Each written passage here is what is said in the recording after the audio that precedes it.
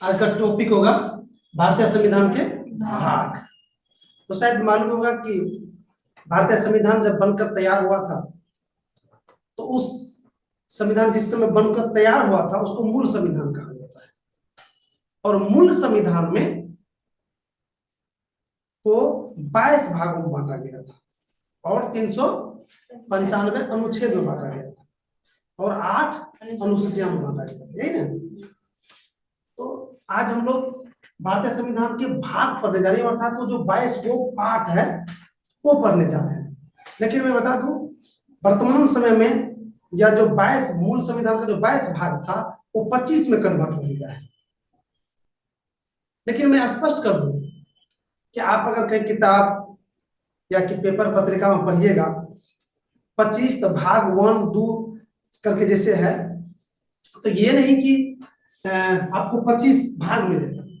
उन्हीं भाग में से किसी का उपभाग हुआ है जो जोड़ के क्या हो जाता है, कितना हो जाता है, जब उसका पूरा काउंट करते हैं क्या होता है 25। अगर किसी बुक इत्यादि में रहेगा तो अंकित 22 ही नंबर रहेगा उसका, लेकिन अगर टोटल काउंट करेंगे तो कितना हो जाएगा 25। मैं थोड़ा सा बता दूं आप लोगों को कि अनुच्छेद 9 जो है 9 को 2 को और उसमें बढ़ा दिया गया है, 9A और 9B बढ़ा दिया, तो 2 यहाँ बढ़ गया आपको। उसके बाद 14 जो है 14 तो मूल है ये है, वो 14A हो गया, कितना हो गया 3 हो गया, तो 25 22 उधार 3 कितना 25। तो वर्तमान में अगर टोटल हम देखते हैं भाग कितना हो गया संविधान के 25 भाग हो गया।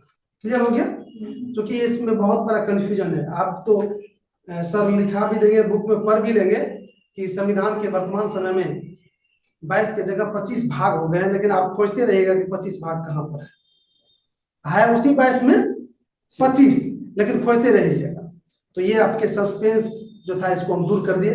अब आइए भारतीय संविधान के जो वही भाग जो 22 था जो प्रेजेंट में कितना बन गया है 25। उन्हीं 25 में से हम एक एक करके पढ़ाएंगे। तो सबसे पहला भाग कितना 1 में क्या है संघ और राज्य, संघ और राज्य क्षेत्र है, यही ना ये है। अब भाग 1 जो है संविधान के उसमें कितना से कितना अनुच्छेद है 1 से 4। इसमें अनुच्छेद है आपको 1 से 4, यानी संघ और राज्य क्षेत्र का उल्लेख जो है अनुच्छेद 1 से 4 के बीच में। राइट। भाग 1 संघ और राज्य क्षेत्र क्या है नहीं है इसके संबंध में उल्लेख 1 से 4, अनुच्छेद 1 से 4 के बीच है। अब हम इस अनुच्छेद को बताने से पहले मैं इस पर संघ पर जाते हैं कि संघ क्या होता है। पहले ये संघ क्या है वो सुन लीजिए। संघ का तात्पर्य ये होता है कि किसी चीज का समूह है, और यहां पर जो ये भारतीय संविधान में जो ये संघ शब्द दिया गया है इसका तात्पर्य होता है मेरे भाई राज्यों के समूह, राज्यों के समूह। अर्थात संघ का तात्पर्य हो गया राज्यों के संघ, अर्थात कई राज्यों के समूह को क्या कहा गया संघ कहा गया। अर्थात संविधान में स्पष्ट किया गया है कि भारत जो होगा एक संघ होगा जिसमें कई राज्य होगा और कई राज्य मिलकर यह एक देश बनेगा। और यह भी स्पष्ट किया है कि यह राज्य जितनी भी राज्य होगा वह जो देश बनेगा तो कभी अलग नहीं होगा, ये सब दिन एक साथ रहेगा, ये कभी अलग नहीं हो सकता, इससे कोई भी राज्य अलग नहीं हो सकता है।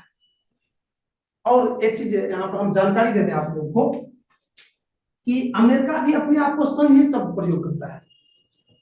सोवियत संघ, संयुक्त राज्य अमेरिका कहा जाता है, वहां पर भी संघ ही है, लेकिन वो जो संघ है उसको कहते हैं परिसंघ,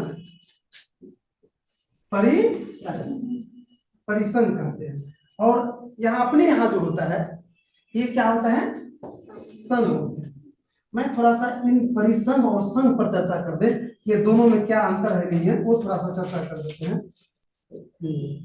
अब इसके लिए अमेरिका में संघ भी इसको कह देते हैं, संघ भी कहते हैं, लेकिन ये संघ किसके लिए, किस सब इस संघ का इंग्लिश क्या होता है, फेडरेशन हो जाता है। और इस संघ जो भारत में संघ का उपयोग करते हैं उसका क्या होता है, यूनियन। अब ये दोनों में क्या अंतर है वो थोड़ा जान लीजिए। ये जो है, ये जो परिसंघ होता है इसका तात्पर्य होता है कि कई राज्य मिलकर एक देश बनाएगा और सभी राज्य अपने कुछ न कुछ शक्ति उस देश को देगा और वह देश फिर उस शक्ति का उपयोग करके अपना शासन को चलाएगा।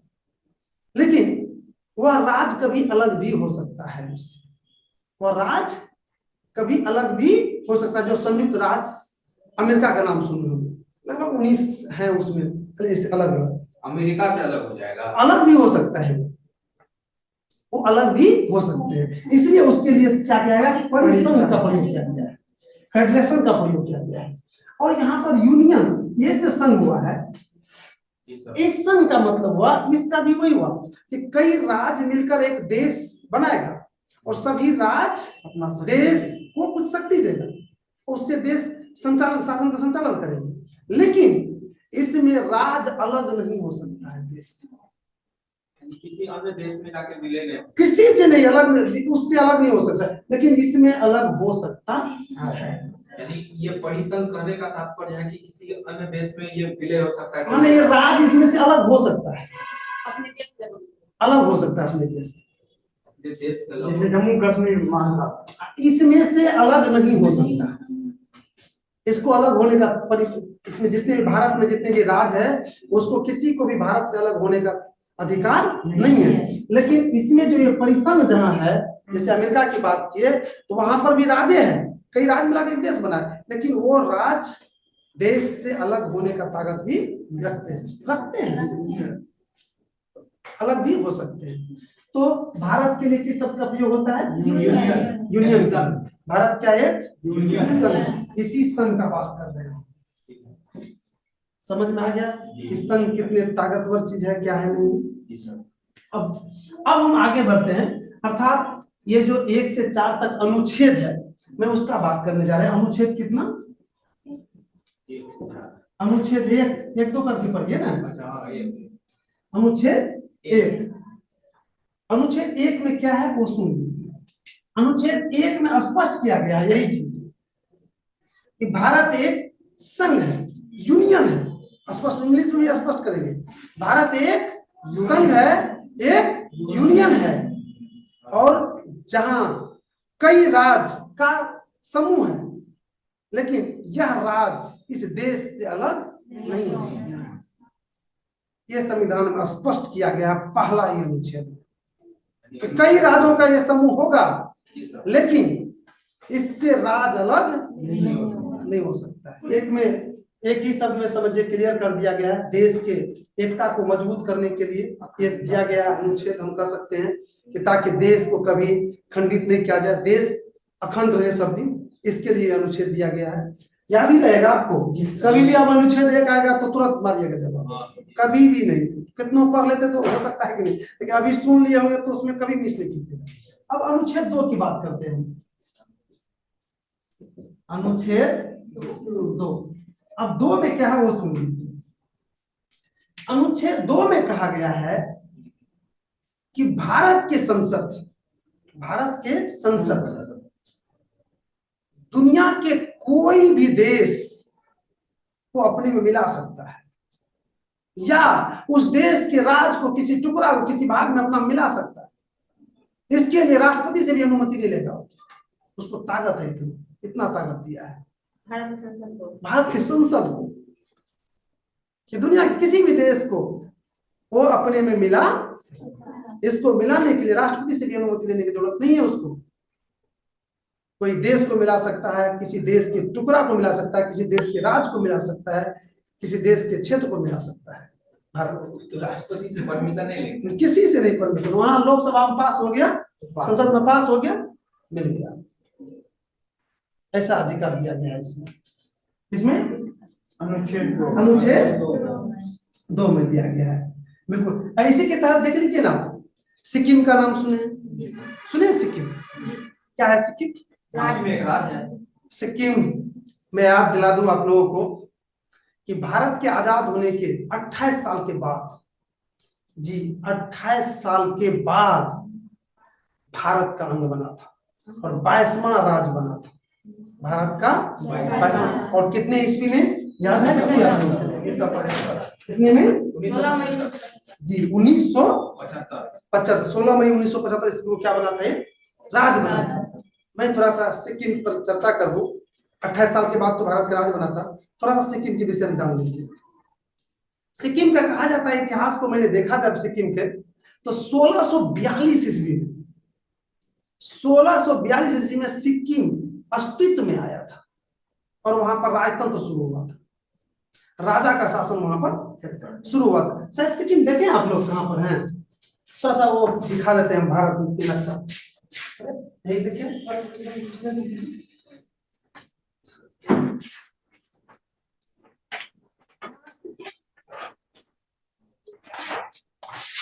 ये देखिए, ये है सिक्किम। देखिए ये क्या है? सिक्किम बिल्कुल पहाड़ों के गोद में इसको कहा जाता है। क्या कहा? 1642 ईस्वी में क्या आया इसमें? ये अस्तित्व में आया 1642 ईस्वी में। मैं थोड़ा सा बता दूं आप लोगों को, 1890 ईस्वी में अंग्रेज इस पर अधिकार कर लिया था, सिक्किम पर। और उस पर जब अधिकार कर लिया था तो बहुत सारे क्षेत्र पर अपना टैक्स भी लगा दिया था। लेकिन भारत की आजादी से पहले भी थोड़ा कुछ दिन पहले आजाद हो गया था। और भारत जब आजाद हुआ तो आजादी के बाद वहां के राजा असुरक्षित अपने आप को महसूस करने लगा। तब भारत सरकार को वहां के राजनीतिक, प्रशासनिक, विदेशी मामला इत्यादि में हस्तक्षेप करने का अनुमति ने वहां के राजा को लगा कि नहीं, उसके लेना चाहिए तो हम सुरक्षित रहे। तब भारत की सरकार उसको हर तरह से सहायता देने लगी। और भारत की सरकार में बता दूं 1953 ईस्वी में वहां पर स्टेट काउंसिल एक गठित किया गया, स्टेट काउंसिल एक गठित किया गया था। और जिस काउंसिल का जो सदस्य का नियुक्ति होती थी, सदस्य का जो चयन होता था, वह लोकतांत्रिक ढंग से होता था, मत के आधार पर होता था। और वो वहीं के लोग चुनते थे। कहाँ के? सिक्किम के। सिक्किम के लोग उसको चुन के फिर वो उस सिक्किम के लिए काम करता था। और धीरे धीरे वहां के लोगों को एक तरह से कह दीजिए कि भारत सरकार ने लोकतांत्रिक का स्वाद चखा रहा था कि लोकतंत्र क्या होता है, क्योंकि वहां तो राजतंत्र चल रहा था। और धीरे धीरे देखा कि स्टेट काउंसिल जो था वो बढ़िया काम कर रहा था। और फिर भारत सरकार के और वहां के जनता मूव हुआ कि नहीं, यहाँ पर भी लोकतांत्रिक होना चाहिए। और फिर वहां की जनता के मोमेंट के अनुसार फिर जाके 1975 ईस्वी में क्या हुआ, वहां के जनता ने मत दिया और फिर भारत का वो अंग बन गया। वैसे इसके लिए कुछ यहाँ पर सेना उना भी भेजना पड़ा था, भारत कुछ एक तरह से कहिए ना, हल्का फल्का लड़ाई जब भी करना पड़ा। राजा को घेर लिया था वैसे, और घेरा था तो राजा विवश हो गया था, क्योंकि यहाँ की सेना नहीं, वहां की जनता की भी यही मूवमेंट थी। तब ऐसा क्या गया, जब राजा जनता नहीं चाहते थे तब तो राजा को यहाँ से घेरा गया था ना, तो इसको अपराध नहीं माना जाएगा। और फिर सिक्किम भारत के अंग बन गया। मैं बता दूं सिक्किम के विषय में और थोड़ा सा, कि सिक्किम की शायद राजधानी कहाँ है? गंगटोक, जानते हो। और सिक्किम भारत के क्षेत्रफल की दृष्टि से सबसे छोटा राज्य, गोवा के बाद दूसरा सबसे छोटा राज्य है, और जनसंख्या की दृष्टि से सबसे छोटा है। यहाँ का क्षेत्रफल बहुत ही कम है, लगभग 7096 वर्ग किलोमीटर है कहाँ की, और जनसंख्या भी बहुत कम है। जनसंख्या की दृष्टि से भारत के सबसे छोटा है। लेकिन एक बहुत ही कीमती और महत्वपूर्ण चीज का खेती वहां पर बहुत होता है, इलायची का। सिक्किम में भारत में कहिए सबसे ज्यादा इलायची सिक्किम में ही होता है। हाँ, वहाँ की तापमान थोड़ा सा है कष्टमय। अभी तक लगभग 28 डिग्री से अधिक तापमान वहाँ पर नहीं के बराबर आया है। 28 डिग्री से कम ही तापमान वहाँ का रहता है। तो इस तरह से कह सकते हैं कि प्रकृति का अगर स्वर्ग कहें उसको भी, जिस तरह से हम लोग जम्मू कश्मीर कहते हैं, तो कोई गलत नहीं होगा। दुनिया के दार्शनिक का भी वो गढ़ है, कौन? सिक्किम।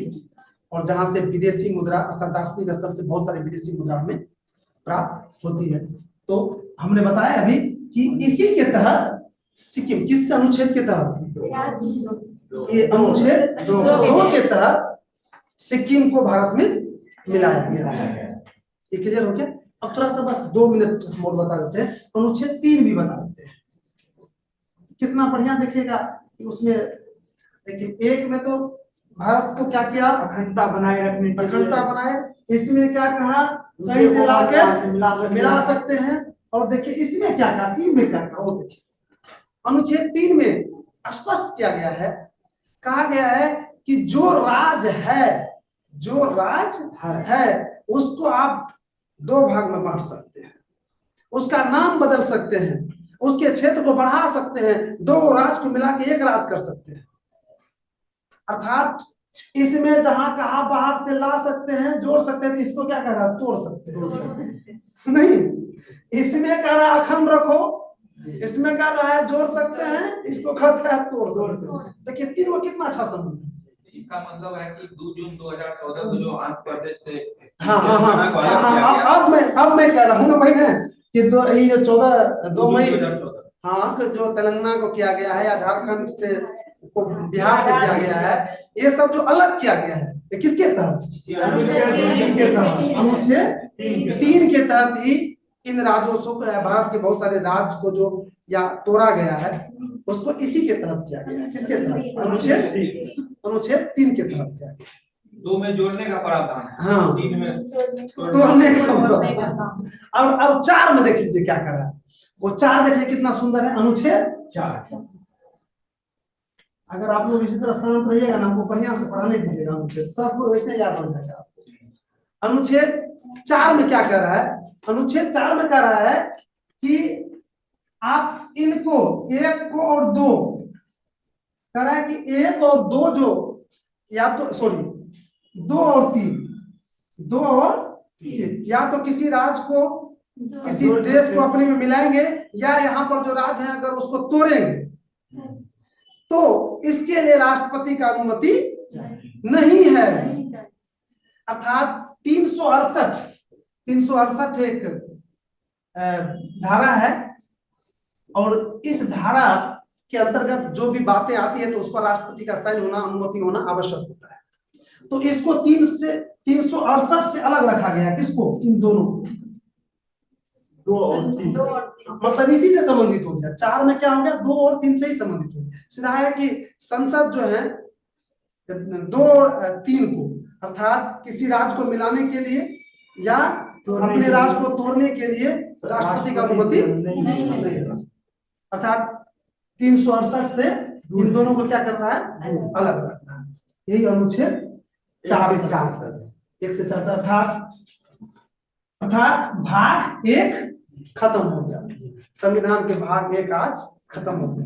क्या इसमें है कुछ? नो सर, मजा आ गया। संघ क्षेत्र पे तो सर आप विश्लेषण किए, राज्य क्षेत्र पे उस पे नहीं किया। राज्य का बात आया नहीं यहाँ पर? राज्य तो आया नहीं यहाँ पर। ये तो राज्य का बात हो रहा है। इस सब में तो राज्य संघ तो एक तरह से कहिए कि एक में अनुच्छेद 1 बना है जी। इसमें अनुच्छेद 2 अनुच्छेद 3 अनुच्छेद 4 में किसका बात है? किस राज्य का बात हो रहा है कि राज्य कैसे गठन होगा, कैसे? इसमें जो है 3 में, इसमें नाम ही ताम बदला जाता है ना, नाम ताम बदला जाता है, क्षेत्र बदला जाता है, तोड़ा जाता है, जोड़ा जाता है। इसमें 2 में क्या है? बाहर से मिलाया जाता है, किसी देश को, किसी देश के भाग को इसमें मिलाया जाता है। इसमें क्या है कि दोनों को जो है अनुच्छेद 2 अनुच्छेद 3 को जो आप कुछ कर रहे हैं उसके लिए राष्ट्रपति का अनुमति की जरूरत नहीं है। यानी अनुच्छेद 4 में हम राष्ट्रपति से बगैर अनुमति लिए हम कर सकते हैं। हम इस 1 और 2 ये उसमें कहा गया, तोड़ सकते हैं या जोड़ सकते हैं। हाँ मैं 4 का बात कर रहे हैं। मैं 4 का बात करूं। 4 में कहा गया है कि संसद अनुच्छेद 2 और अनुच्छेद 3 का जो उपयोग करेंगे वह राष्ट्रपति के बिना अनुमति के। 2 और 3 का उपयोग। हाँ इसमें कहा गया है। अनुच्छेद 4। डायरेक्ट इतना समझिए, कोई भी किसी को भी मिलाएंगे या हम अपने राज्य को तोड़ेंगे तो राष्ट्रपति से नहीं पूछना पड़ेगा। तो आप भाग 1 क्या हो गया, आज खत्म हो गया। इसी तरह से हम चाहेंगे कि आज तो टाइम थोड़ा सा इधर उधर हो गया, एक दिन में 4-5 भाग पढ़ेंगे, अर्थात 2 से 3 दिन में हम लोग प्रयास करेंगे इसको खत्म करने का। ठीक, तो चलिए आज की क्लास यहीं तक।